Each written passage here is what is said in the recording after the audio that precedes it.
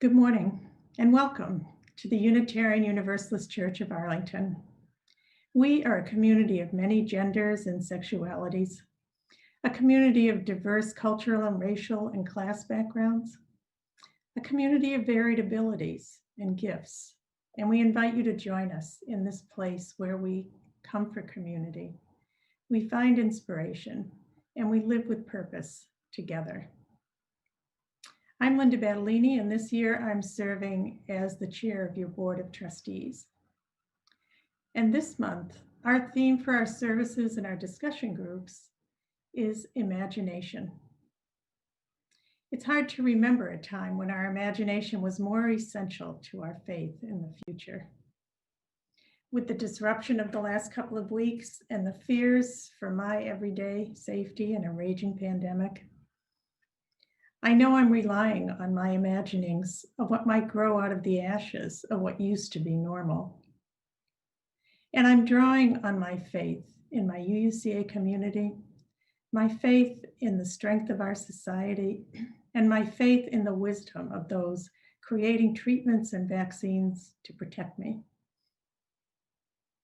As the board chair, I get to see the creativity and the hard work that the staff, the ministers, and the members of this community put into their leadership. Their faith in our covenant with each other feeds their ability to imagine a future that we can create together. We are very good at getting things done around here at UUCA, and our imagination is one of our most valuable contributions to a better future for all. In this time of disruption and chaos, we can suspend our prior limitations and we can rethink the ways that we've always done things around here. We may not know the timetable, but we're starting to imagine the after times, and we're working to make the best of today and that future. So we invite you to join us and be part of the solution. Bring your imagination and be part of the fun of reinventing our community. Meanwhile, we have an exciting new season of workshops and educational sessions called Faith 360.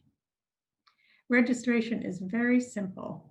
Start on our Facebook page or on our website, and I'm sure you'll find something that is engaging and fascinating to participate in. This morning, we'd like you to join us in the Zoom coffee hour immediately following the service. You can find the link on our Facebook page, on our website, or in our newsletter. We'll set up small groups where you'll get to talk with 4 or 5 people about how we can use our imagination to help the world recover. So whether you're a longtime attendee or you're new to our services, I'm looking forward to meeting you there.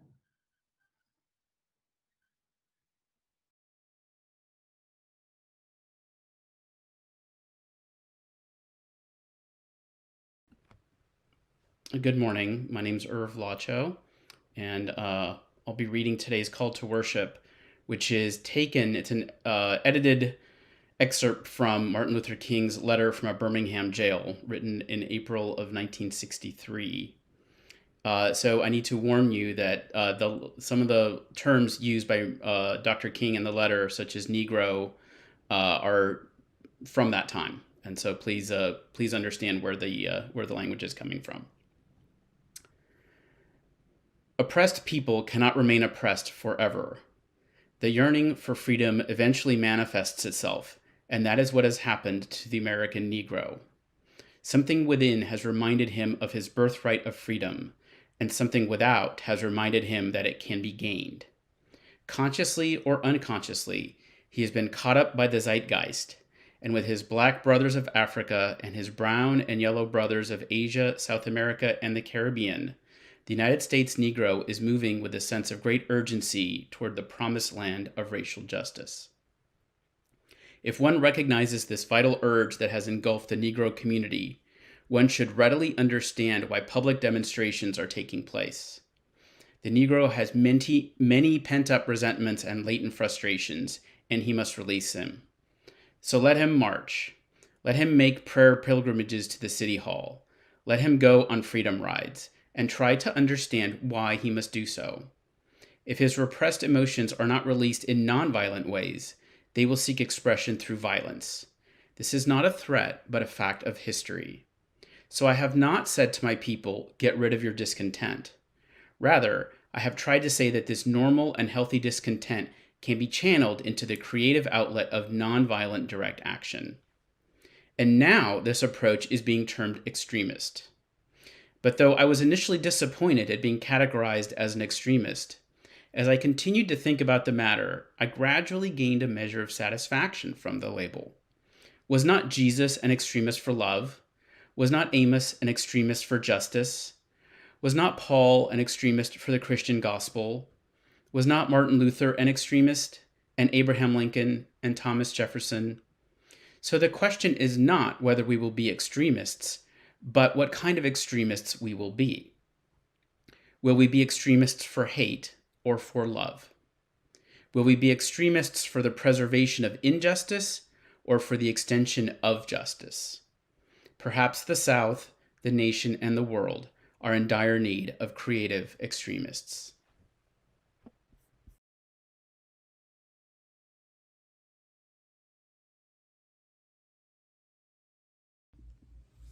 Hi, my name is Allison Cardy. I'm a member of UUCA and a Covenant Group co-facilitator.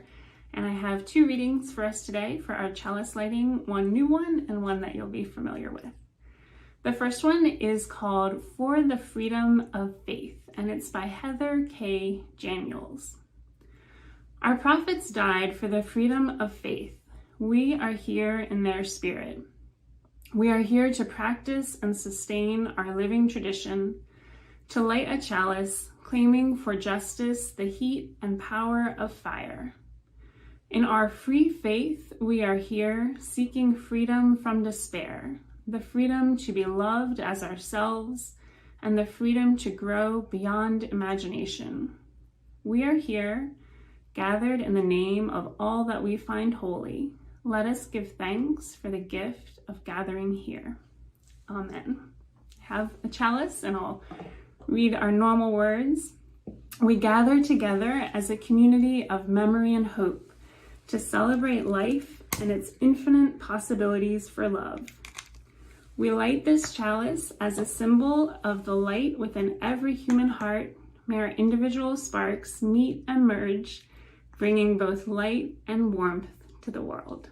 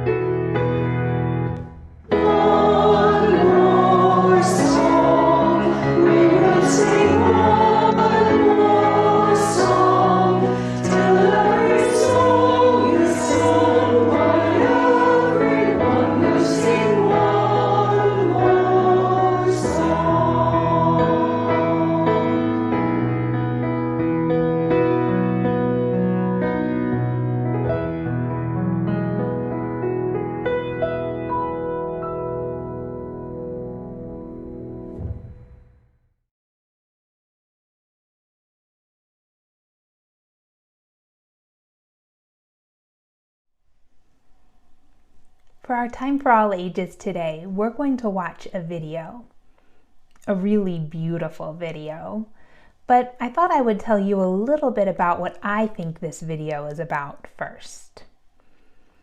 I bet most of you know that tomorrow is Martin Luther King Day, or the day when we take time to celebrate and remember what Reverend Dr. Martin Luther King did for our country. Most of you have probably heard at least part of his I Have a Dream speech. You might remember the part particularly that says, "I have a dream that my 4 little children will one day live in a nation where they will not be judged by the color of their skin, but by the content of their character." Maybe you and your family can listen to the speech tomorrow. That speech and all of Reverend Dr. King's work helped to change our country. So we're going to watch a video from that day in 1963 when Reverend Dr. King gave that speech, but the video shows us a different angle. See, we usually just see the people who look like they're in charge, the people who have the microphone, the people who are giving the speeches. And we think those people are the ones who are making all the change. Maybe we see people who are wearing a uniform or wearing something special like a collar or a stole, and we think those people are the ones who are in charge of making all the change. But the video shows us all of the people who were so important in making important things happen that day. There were people who were making lunches to make sure people weren't hungry, that everyone was fed, and people who were making signs so they could tell everybody what they wanted. There were people driving buses and people marching, and all of those people were important in making history. And the same thing is true for us. We need all of us to be doing the work every day of making change so that all together, all of our actions work to make the world a better place.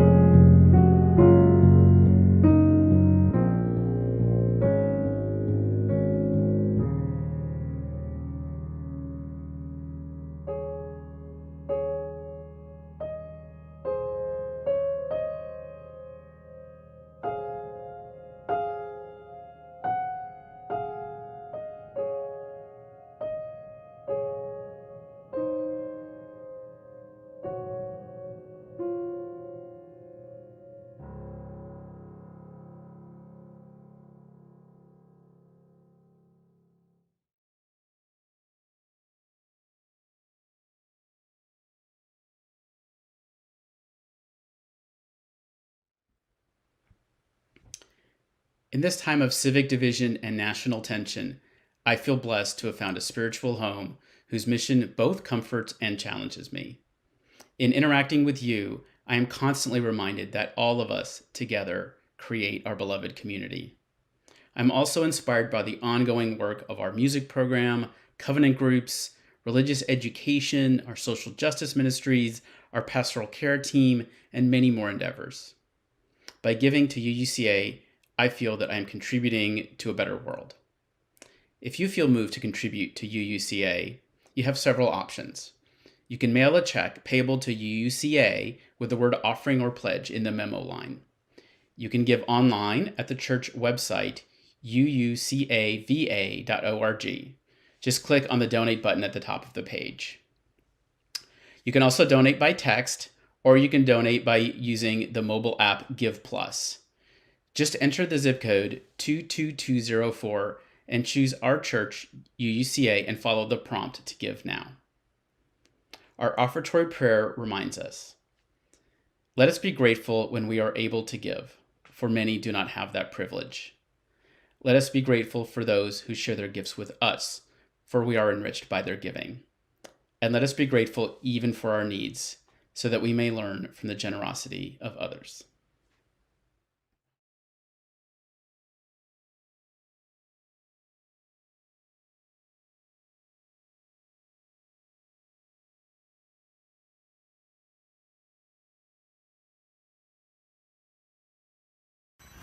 There will be better days. There will be better days. There will be better days. There will be better days. There will be better days. There will be better days. There will be better days. There will be better days. Let the wave wash over. There will be better days. There will be better days. There will be better days. I am there will be better days. There will be better days. There will be better days.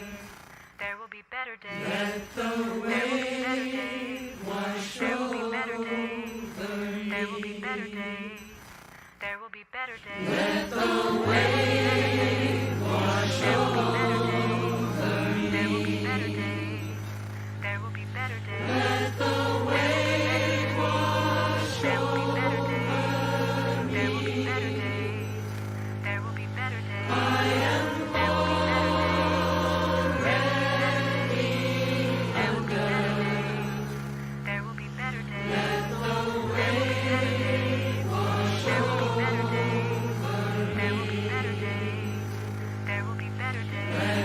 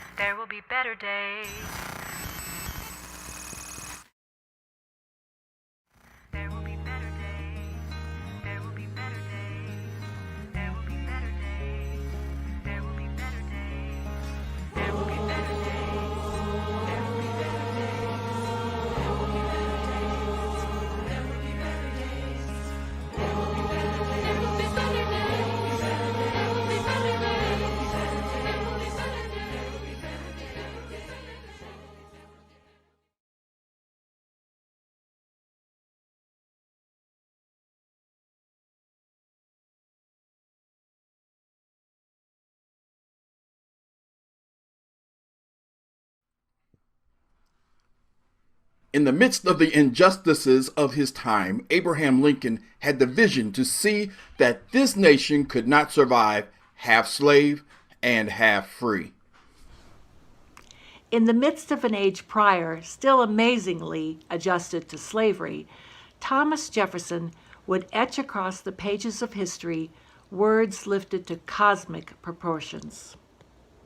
We hold these truths to be self-evident, that all men are created equal, that they are endowed by their Creator with certain inalienable rights, and that among these are life, liberty, and the pursuit of happiness. In a time much prior, Jesus of Nazareth said, "Love your enemies, bless them that curse you, do good to them that hate you, pray for them which despitefully use you and persecute you." In the midst of the injustices of his day, the prophet Amos would cry out in words that echo across the centuries, "Let justice roll down like waters, and righteousness like a mighty stream."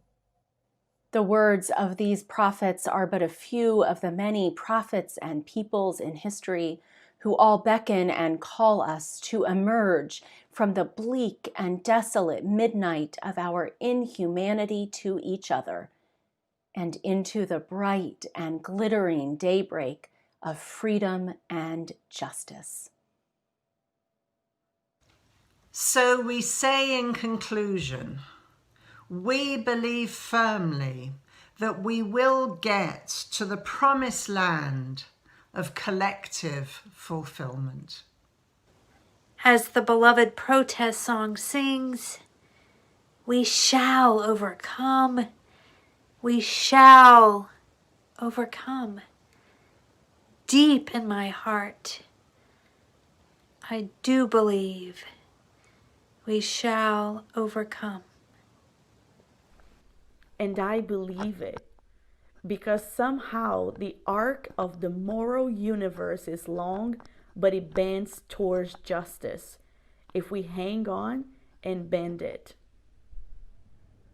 With this faith, we will be able to hew out of the mountain of despair a stone of hope. With this faith, we will be able to transform the jangling discords into a beautiful symphony of brotherhood, of sisterhood, of full community.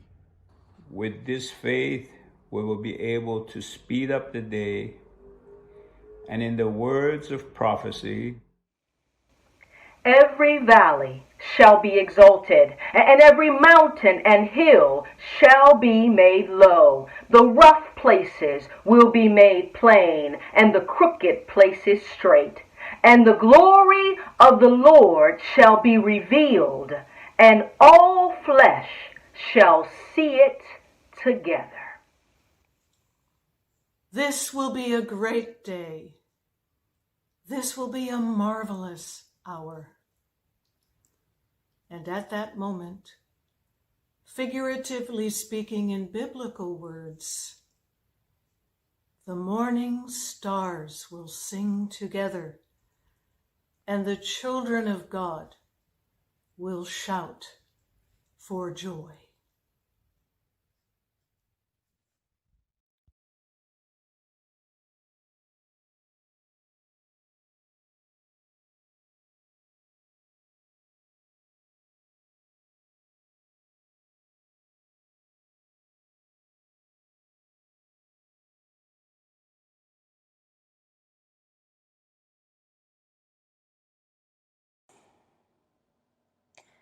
Well, my friends, here we are.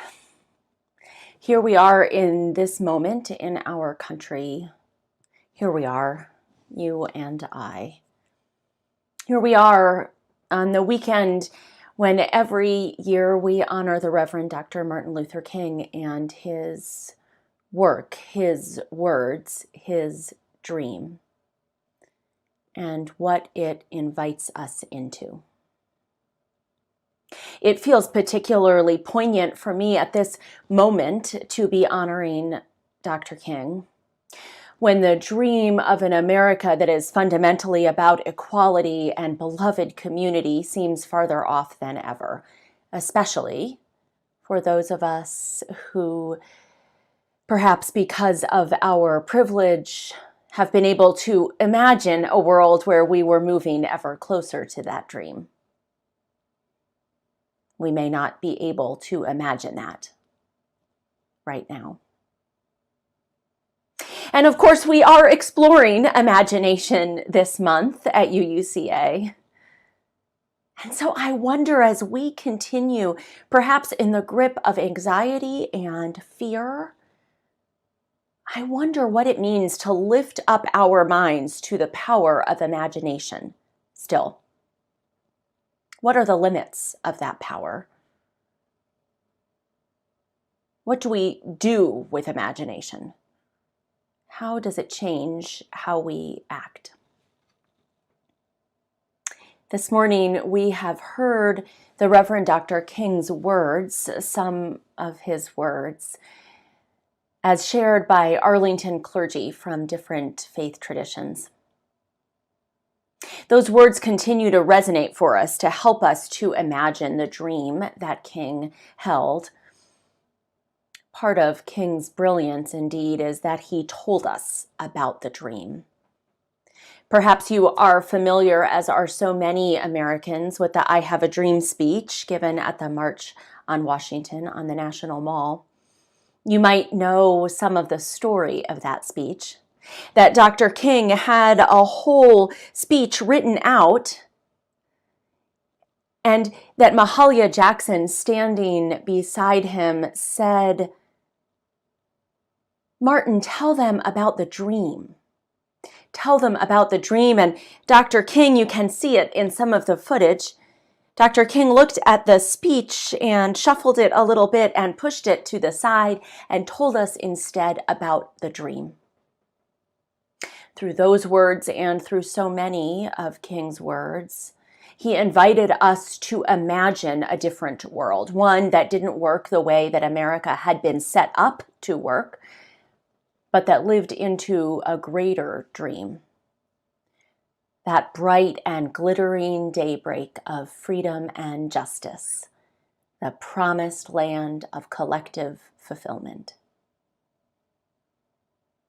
Hearing the words even now cause my heart to open a little, to break and reform in the possibility that they hold out. And we need those imaginings, that imagination. We need people who remind us to look up, to look around, perhaps most importantly, to look outside of our own experience. We need them to help us believe that it is possible. Whether we find it in worship, in our own spiritual practices, in novels, in art, the imaginers, they remind us that it might be possible. They help us to dream more broadly.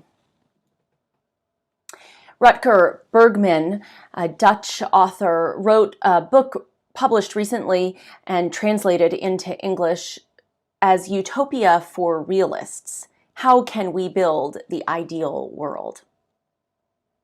Bregman's idea is that here we are living in a world that holds incredible wealth, incredible possibilities of healthcare, and we also live in a kind of dystopian reality with incredible income inequality, incredible poverty, incredible illness. We need, Bregman thinks, a new utopia, not one that's laid out with what he calls a blueprint, which can get us stuck, but rather one that asks the right questions.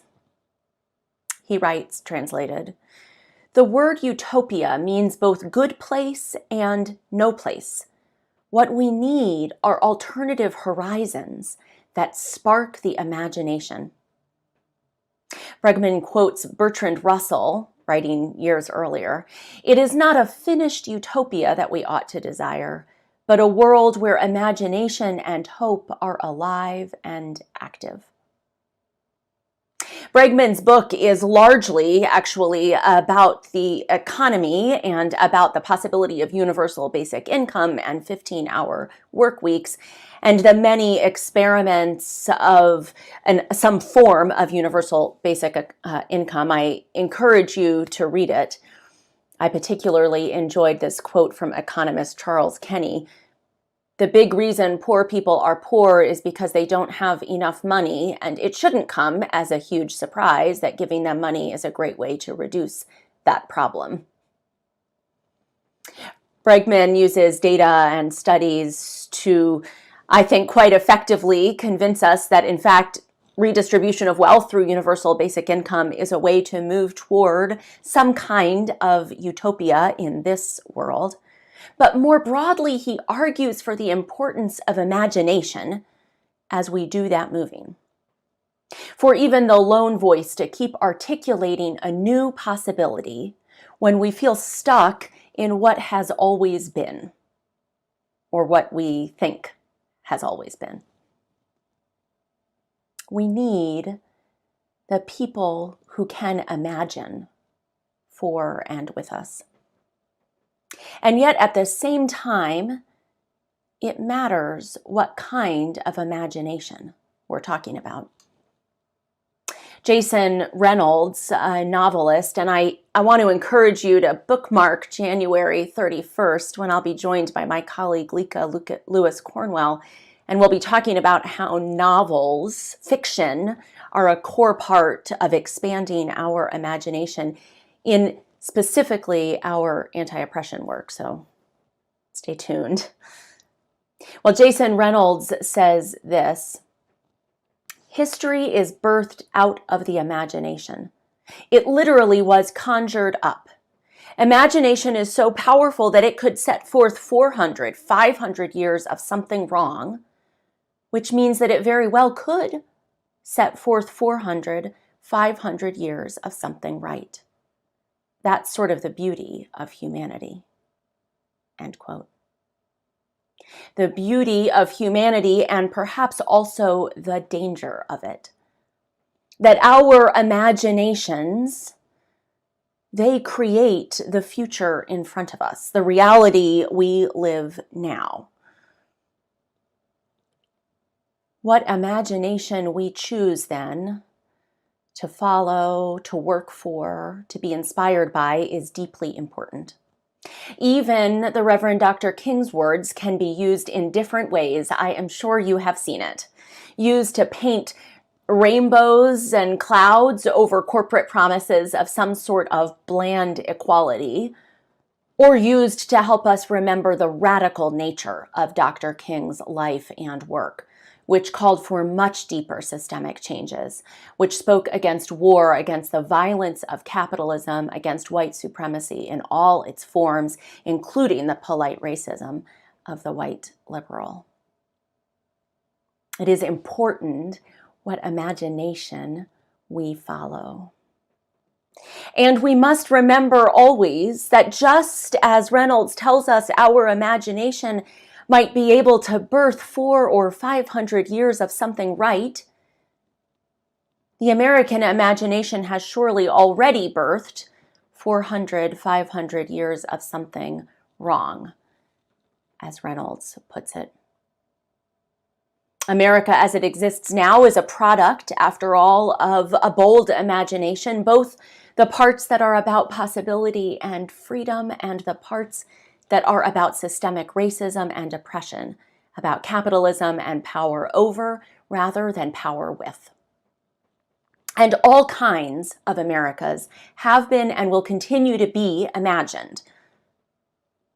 The insurrectionist coup attempt led by white supremacists in the past 2 weeks was a product of imagination, of an imagined future connected to an imagined or idealized past, one of power for a few and danger and violence against many.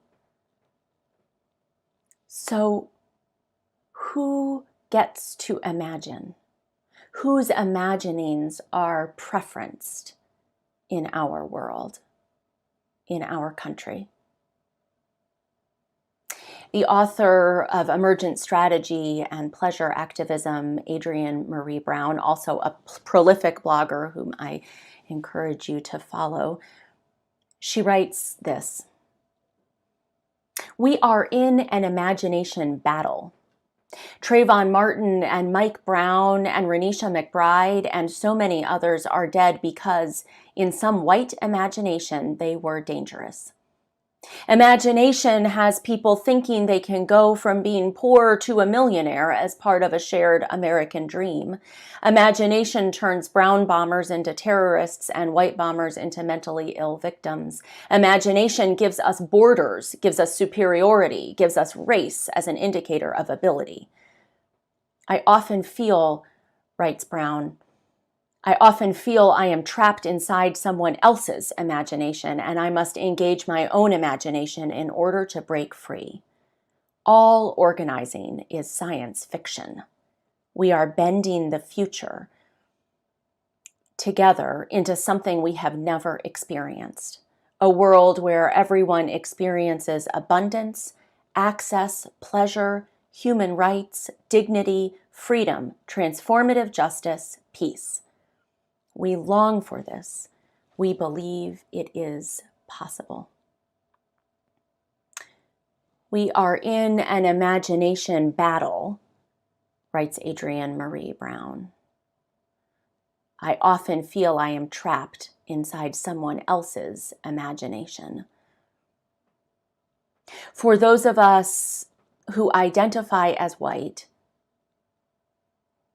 I think there is a call in Brown's words to listen deeply, to move back, perhaps, from thinking that we can or should be the creators of the next imaginative genius, not to say we don't create art, engage with the healing power of imagination, be part of the creation and building of our world.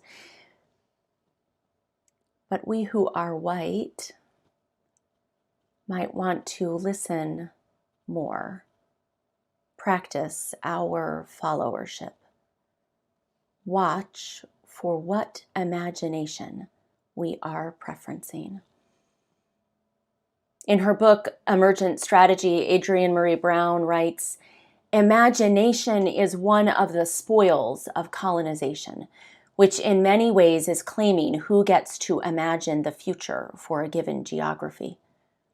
Losing our imagination is a symptom of trauma. Reclaiming the right to dream the future, strengthening the muscle to imagine together as Black people is a revolutionary decolonizing activity."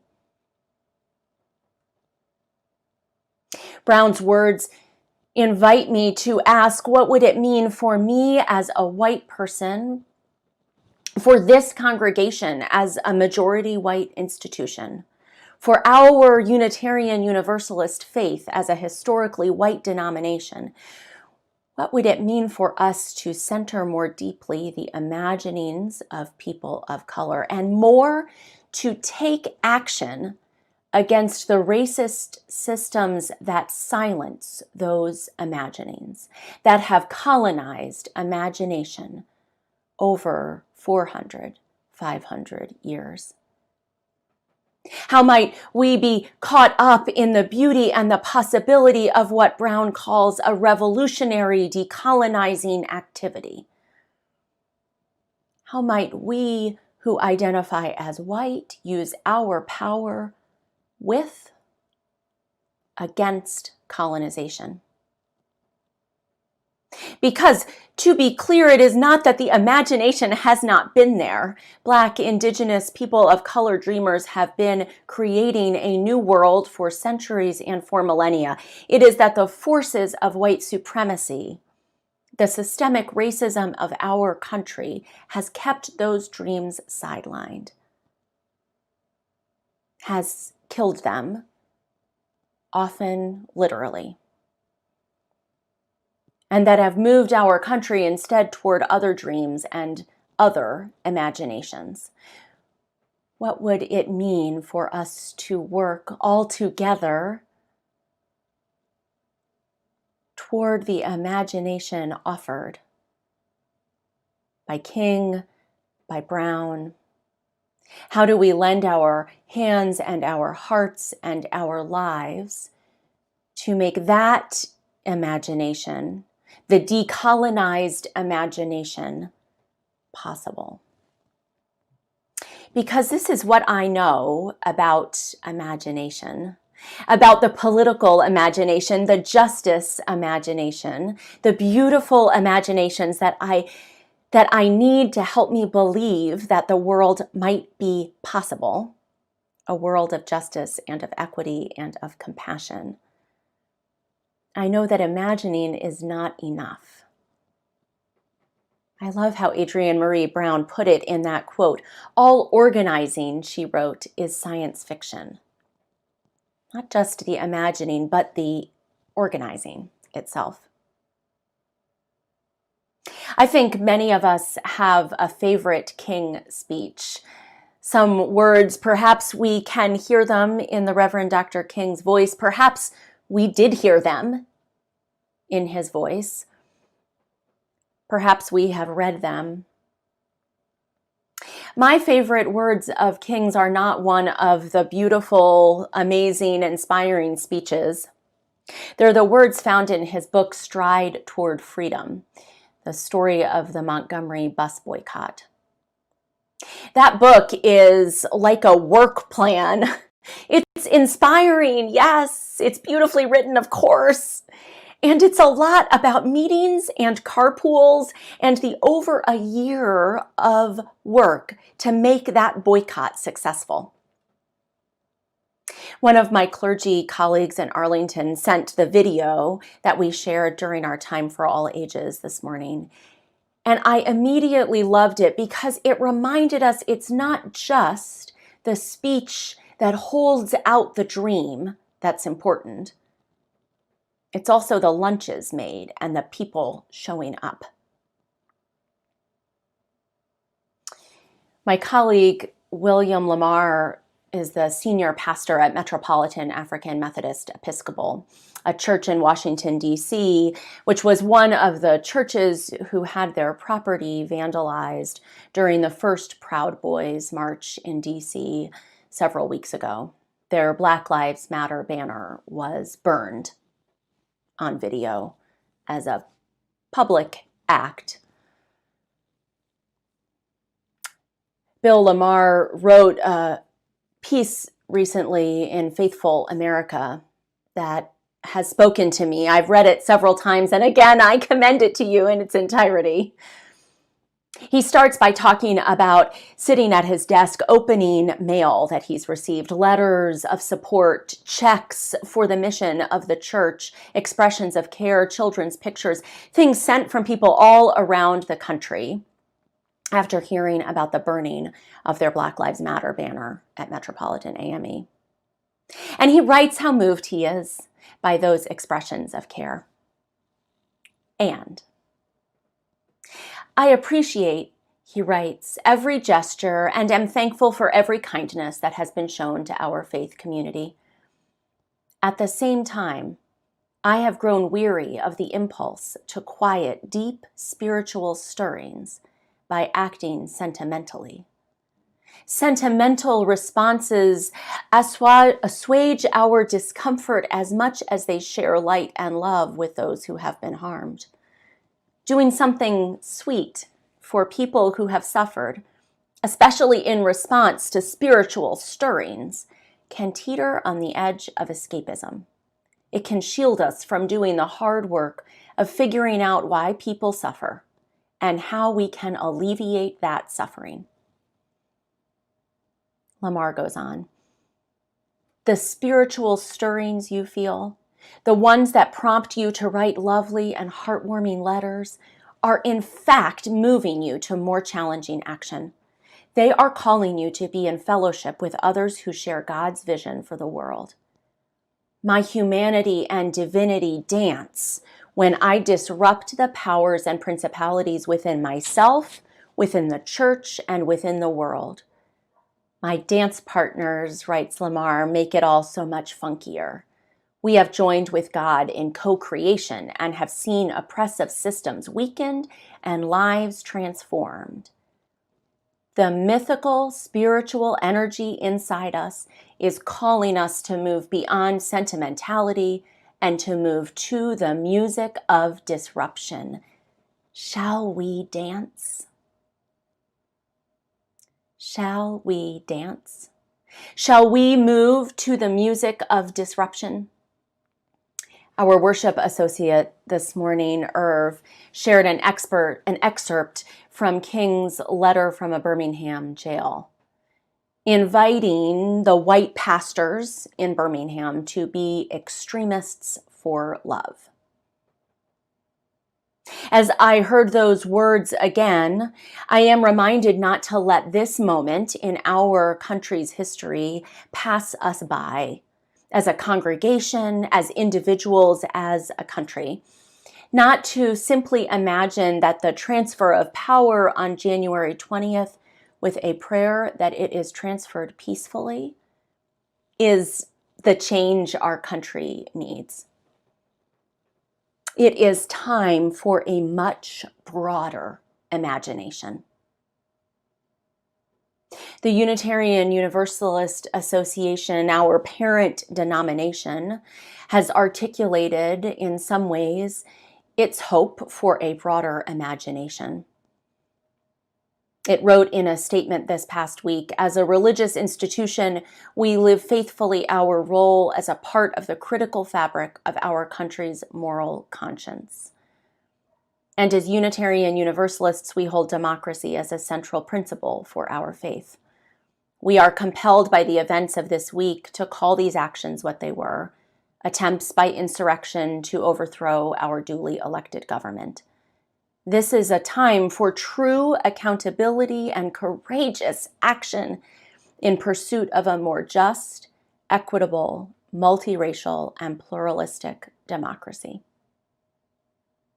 The UUA's statement was released and referred to in part a specific political act, but I like to think that those words call us to the broader imagination more fully for all the ways that we might act, all of us, in the future. This sermon this morning, we bookended it with two pieces of music. We started with the soothing presence of our Unitarian Universalist siblings singing, "There will be better days, there will be better days." There will, I believe that. I hope that in the part of your body where you are holding the most tension right now, you can soften just a little and believe that too. To believe that we have seen the results of long-haul organizing, that we have seen the work to ensure that every vote is counted, that we have seen the work against voter suppression in Georgia and elsewhere, that we have seen people seeking a new way together. There will be better days, because people have imagined them and they have fought for them, and they will keep on doing that. And then in a moment, the other bookend. Leah Morris, a guest musician, will sing to us about the end of the world as we know it. And it is. Well, it is every day. Every day, a new world is birthed. And what that world looks like depends on how we imagine it, on whose imagination flourishes, on how we work against the systems that seek to limit some people's imaginative powers, how we work against the systems of oppression, how we bring our power with to work toward an imagination that creates a society for all. How we show up and keep showing up. It's a both and in this moment. We need to breathe in the possibility, the dream of a better day, to find the space for rest and respite amid all that challenges us. And to know that that breathing in allows us to keep on working, to hold what is most deeply important in the world and to fight for it with all of our power. All our power with, not over. To be extremists for love. We humans, always imagining. Whose imagination will capture ours? And how will we show up to bring that imagination into reality? All of us. It's the end of the world as we know it. Can we build a new one together? That's great, it starts with an earthquake, birds, snakes, and airplanes. But this is no time to be afraid. Eye of a hurricane, listen to yourself churn. World turns its own reefs, don't serve your own needs. Speed it up a notch, speed front, no strength. The ladder starts to clatter with the fear of how down spy, liar and a fire represents his own name. The government for hire is the combat side. Left it wasn't coming in a hurry with the furies breathing down your neck. Team by team reporters baffle Trump, tell the crowd, look at that. Low plane, fine then, overflow, population, common hate, but it'll do, serve yourself, save yourself, world serves its own needs, listen to your heart bleed, tell me with the rapture and the reverend and the right, the vitriolic, patriotic, slam fight, bright light, feeling pretty sight, it's the end of the world and we know it, it's the end of the world as we know it. It is the end of the world as we know it, and that's alright.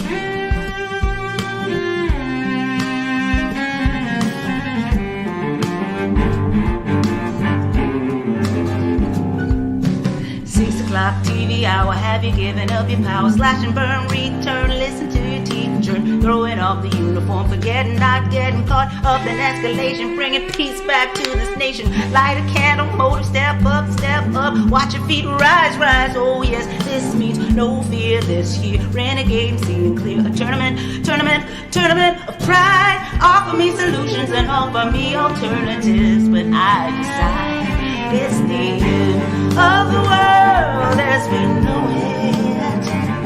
It's the end of the world as we know it. It's the end, and I feel fine.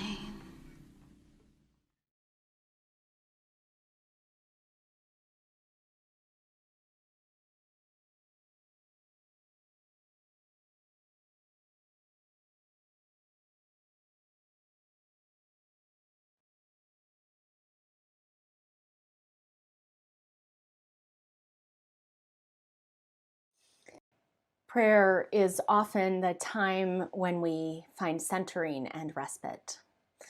I have been so glad to be able to gather in care with many of you over the past 2 weeks and still to come at vigils and Zoom open spaces with music and with words and with silence.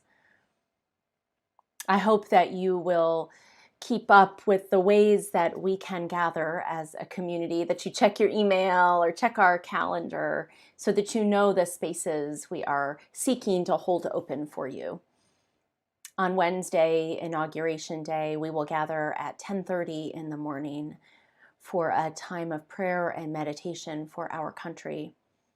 And at 5 o'clock that day, we will open a space again for whatever we need it to be together.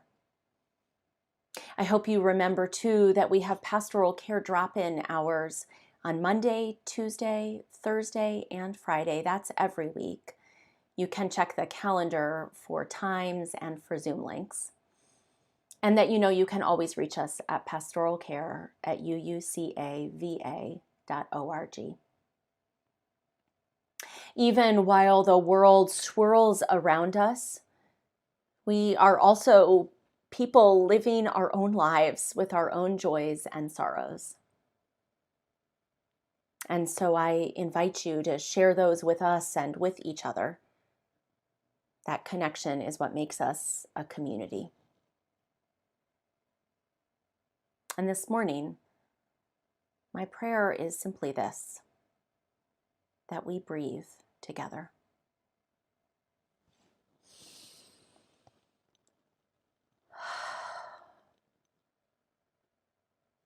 That we breathe through the anxiety, through the anger, through the hope, through the imagining. That we breathe, knowing the spirit of life breathes in us. Friends, let us keep on breathing together. May it be so. Amen.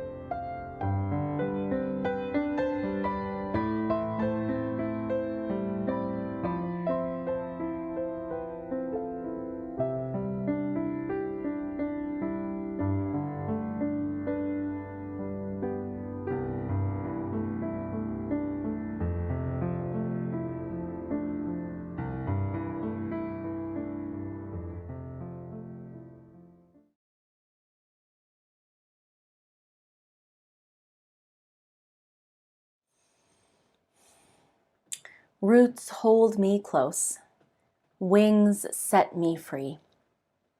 May the roots of our community, the roots of our siblings across the country, hold us close to each other. May the wings of our imagination, the wings of hope created by those who suffer under systemic oppression and imagine the way forward, set us all free. May it be so.